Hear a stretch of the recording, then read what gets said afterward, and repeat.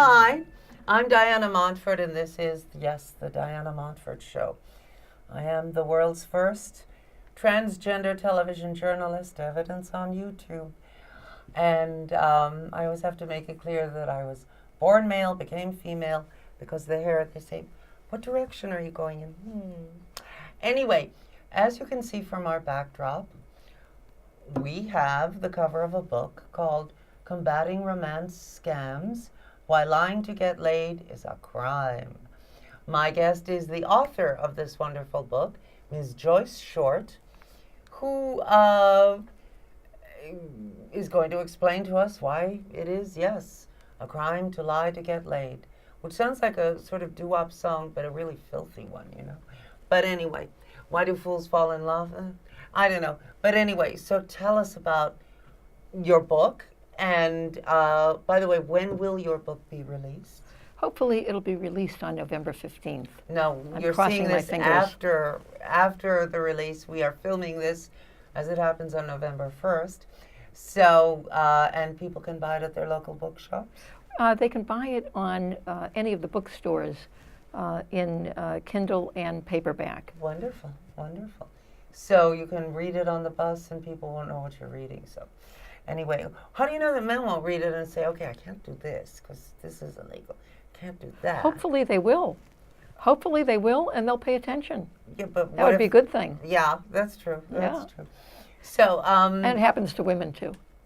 Women can be guilty of rape by fraud also. yes, Yeah. yes, yes. All right, how? How can women be guilty by rape? When you undermine a person's consent, when you consent is not simply agreement. Consent is knowledgeable and informed agreement. So when you trick them into thinking that they're consenting, they're actually not consenting. Doesn't everyone, though, use a certain measure of subterfuge? Like a woman will say, you know, I haven't had that many lovers, so I don't really know what I'm doing. When in fact, you know, and don't men say, you know, you're the only woman I've ever loved this week, right? So, I mean, doesn't everyone lie a little? You know, there's a certain amount of puffery that people use in order to attract other people. And when you use puffery, then when you're really saying lies of identity or lies of intent are the most egregious. If you're pretending to be someone you're not or something you're not, then that would be you know, something that would be very relevant to the other person and would undermine their self-determination over who they let pass their gates. Well, so that to would be a speak. very interesting point because, for example, the musician Billy Tipton, who was born female but throughout his life passed as a man, was basically an early female-to-male transgender person. His wives swear up, down, and sideways, I had no idea it was a woman. That's what they say, and there are quite a few wives. So that would, in effect, be rape by dishonesty, wouldn't it? If It's indeed, a deception. If indeed these women were in the dark about it. Right. I would think that a person would have the right to know really what your sexual identity is as an imperative when you have sex with a person. I think that that's, you know, one of the things, we just can't go around discriminating against people randomly. But one of the times in your life that you're able to be selective has to do with sexuality. No one can force you into having sex with someone. You're not obligated to have sex with someone. You're entitled to making a selection based on what you know. In a perfect world, yes. Yes. But so many factors come into play. Many women years ago married because it was a good deal financially. And really, they didn't have that much choice, you know. But that, you know, if they know what they're getting and they know what they're doing, then they're not being defrauded. when you lie to a person in order to attract them, you're not defrauding them. You're simply using lies and puffery in order to create an attraction. There's no specific crime against attracting a person without being honest. However, when you engage them sexually, that person is entitled to knowledgeable and informed consent. You can agree to something without being knowledgeable and informed. We call that assent. So agreement on the face of it is what we know as assent, and knowledgeable and informed agreement is what we know as consent. If a man has a venereal disease and seduces a woman without telling her, that's fraud. If Absolutely. he tells her and she says, well, we'll be careful, that's different. It depends on what state. In some states, even if you know and the person that you're having sex with knows, it could still be a crime. So Isn't that interesting? the criminal code on that issue will vary from state to Well, state. that's why they used to give blood tests, and still do, I think, before you get a marriage license, to make sure that you don't have a venereal disease or any other disease, I would imagine. Yeah. Tell us about this fascinating case in Missouri. In Missouri, there was an arrest that was brought to light just this week. The gentleman, I really shouldn't call him a gentleman. The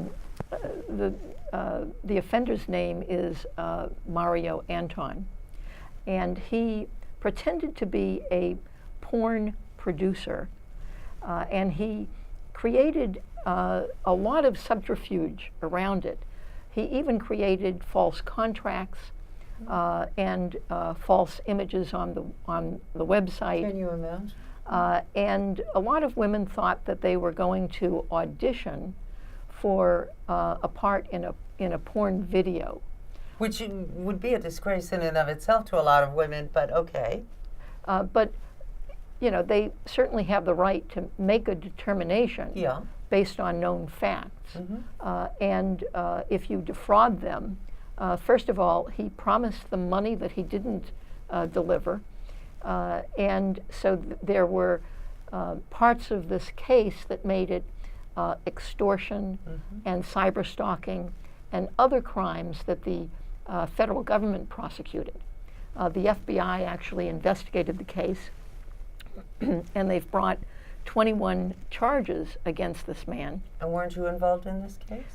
They actually quoted my blog Which in the is? indictment. The blog is stoprapebyfraud.com. And in the indictment, they indicate that the man actually read my blog. They downloaded all of his cell phone research that he had done. And he'd researched certain terms, like things like, is it a crime to lie to have sex with someone? I can't recall the specific terminology. But he actually read my blog, and so they were pretty outraged that he had read my blog, which is very specific that this is a crime, and yet he went ahead and he did this anyway. And the federal prosecutor specifically stated that he's a serial rapist, and yet the prosecutor in Kansas City, Missouri, where this has taken place, has not brought charges against him for rape. Why not? Good question. I actually called her and asked her that. And it's a woman? And It's a woman, yeah. Her name is Jill Eisenhower. Any relation to... It's not spelled the same way as Eisenhower. So yes, I absolutely called her and asked why she hadn't prosecuted him. Now that there are actually 30, they started out with 6 complainants, and now they're up to a number that's over 30, and probably more will come in as this has become a public, very, very public through the media in Kansas City. And so, I asked why she hadn't prosecuted him for rape. And she indicated to me that the investigative agency, which is the FBI, had not presented her with the information in order to prosecute.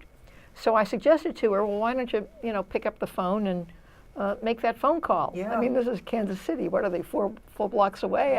I don't know. Maybe they're even have offices in the same building for all we know. I don't know. I'm just, And what did she say? absurd.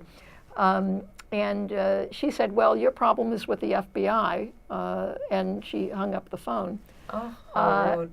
Well, she said, thanks for calling, and hung up the phone. Jill Eisenhower, Yeah. bad girl. And so maybe she didn't think that my next phone call would be to the FBI. Or maybe she's one of the gals who auditioned. You never know. So she's very pretty, by the way. Well, there the you long go. blonde hair. Jill, is that you with that Coke bottle in the apple? So I She's contacted. going to sue the crap out of me. I'm kidding. It's a joke.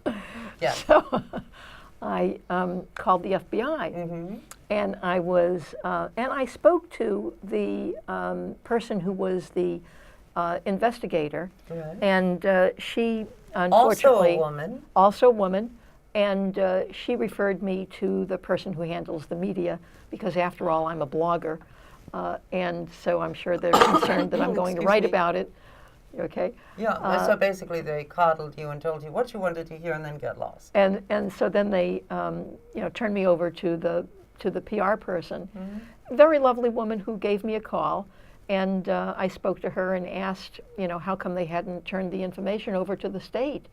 And she said, well, the FBI's information goes to the federal authorities. It doesn't go to the state. So that would be something that would be very unusual for us to do. And I said, well, if the state contacted you, would you share that information? And she said, well, I really can't comment on something that's, that hasn't taken place, or Yeah, they're very careful. And The I PR could people are certainly always very understand careful, that. yeah. I didn't want to put her on the spot and Yeah, have a she's- crystal ball as to how the FBI was going to behave. But I certainly think that Jill Eisenhower should have the police conduct an investigation that brings a criminal charge against this man for Jill, rape. if you're watching this show, I want Yeah. you to know we're seen all over the world. So maybe you should do that. Yeah, in the state of Missouri, they're very specific that assent is not consent if it's induced by deception. Mm-hmm.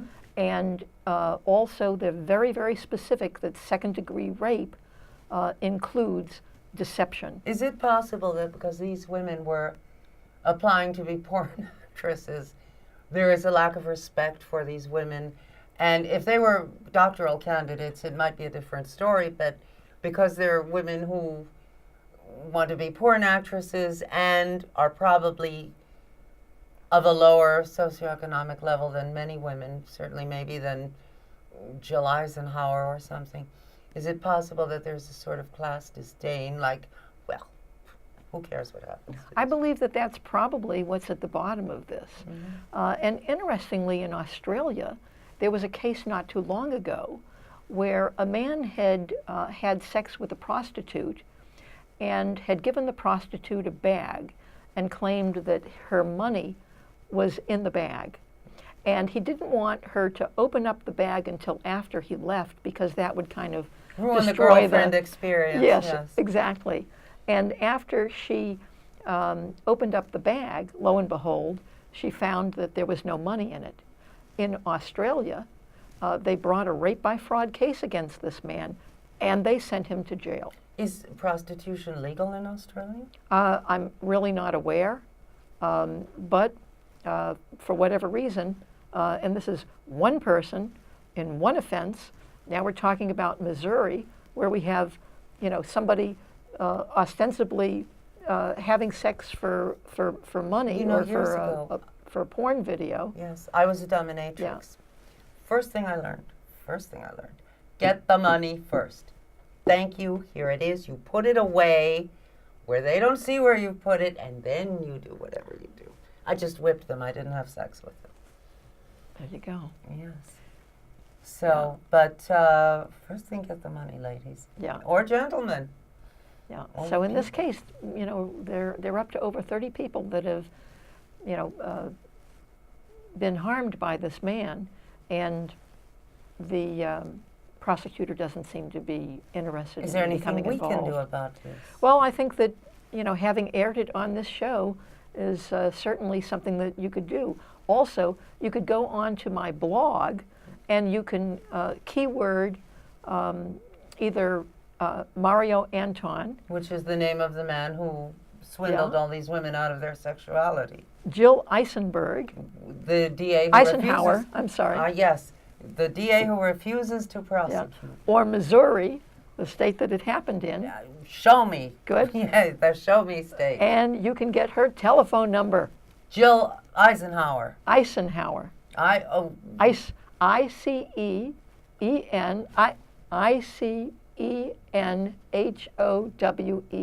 Yes, she did not like Ike. It's not like the President Eisenhower. Exactly. It's someone else. So yes, her telephone number is there. And Call and say, why are you not investigating? why are you sitting on this thing? Yes. Yeah. And, the likelihood is that they'll come up with some dumb reason. But, the truth of the matter is that it was deception and second-degree rape in the state of Missouri. Yes, but of course, as we said before, women known to have had lovers, as they used to say, women who are suspected of being promiscuous are not carefully guarded by the system the way the mayor's daughter would be or something. Exactly. Yeah. So, That's a part of it. Yeah. Yeah. But, and interestingly also, this kind of crime can happen to men as well as women. Men are often defrauded, and often sure. it's Yes. You read about Yeah. a lot of it. It results to a great extent in today's society by the internet. The internet has basically given us access that's created a crime wave, and romance scams are happening in humongous numbers. Well, okay, a man, for example, a woman would say, "Oh, John, I need $5,000 to pay my rent," and he gives it to her, and she gave him a false name, and there is no building, and she absconded. Yep, and a lot of it happens for immigration fraud. A lot of women will pretend that they're, need. That they're looking for someone to love and care for and have Those a poor relationship mail-order with. brides, yeah. Yes, where in fact what they're looking for is a way to get a green card and bring their husband or their boyfriend or their family into the country. So that happens to a great extent, and that's probably the most predominant form of rape by fraud that happens on the internet to I've men. read about that, and I'm always startled that some men actually quite sincerely believe in these ladies and think, at last I found true love. How can they not see that there's a strong element of self-interest here?